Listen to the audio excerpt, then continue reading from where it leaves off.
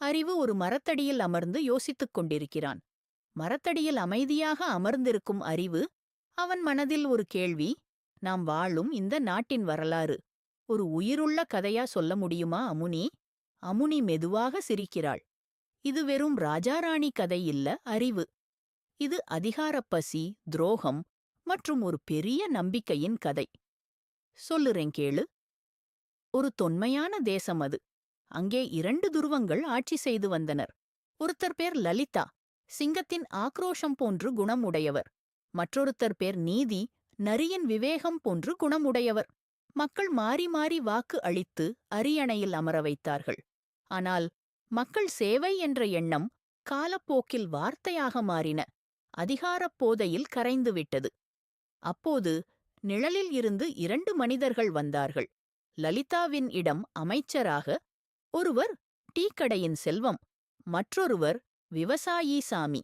விசுவாசம் என்ற முகமூடியில் வளர்த்தார்கள். பதவிதான் இலக்கு என வளர்த்தார்கள்.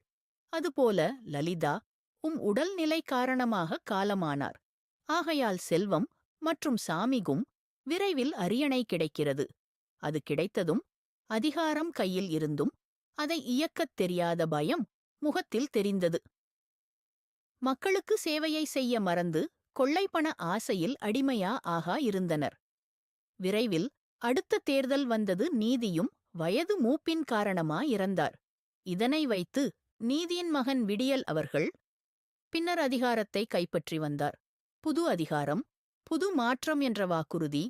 மக்கள் நம்பினர்கள், ஓட்டு போட்டனர். ஆனால் நடந்தது வேற. 5 வருடத்தில் 50 வருட கடன். விடியல் வரணும் என்ற நாடு தற்போது இருட்டில் மூழ்க ஆரம்பித்தது. ஊழல் ஒரு பக்கம், ஏமாற்றம் ஒரு பக்கம். கொலை, கொள்ளை என மக்கள் நினைத்து பார்க்க முடியாத நிலை தற்போது மீண்டும்.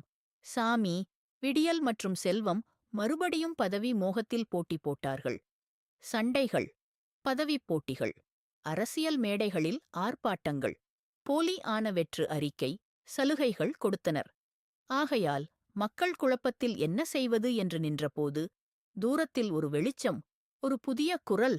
அவர்தான். தலைவர் வெற்றி கொண்டான் வந்தார். அதிகாரத்திற்காக அல்ல, மக்களுக்காக பேச ஆரம்பித்தார். இப்போது அனைத்து கண்களும் அந்த ஒரு நட்சத்திரத்தை நோக்கி மக்கள் பார்த்து கொண்டு உள்ளார்கள். அவர் வந்தால் எல்லாம் மாறுமா என மக்கள் சில பேர் கேள்வி எழுப்பினர். இல்லை, ஒரு தலைவன் மட்டும் வந்தால் விடியல் வராது. மக்கள் விழித்தால்தான் விடியல் வரும். நாம் மாறாமல் நாடு மாறாது. உண்மையான விடியல் மக்கள் விழிப்புணர்ச்சிதான். இருந்தாலும் ஒன்னு சொல்றேன், கான்ஃபிடென்ட்டாக இருங்க. மக்கள் விழிப்புணர்ச்சி உண்மையான விடியல். இருந்தாலும் சொல்கிறேன், கான்ஃபிடென்ட்டாக இருங்க, வெற்றி நிச்சயம்.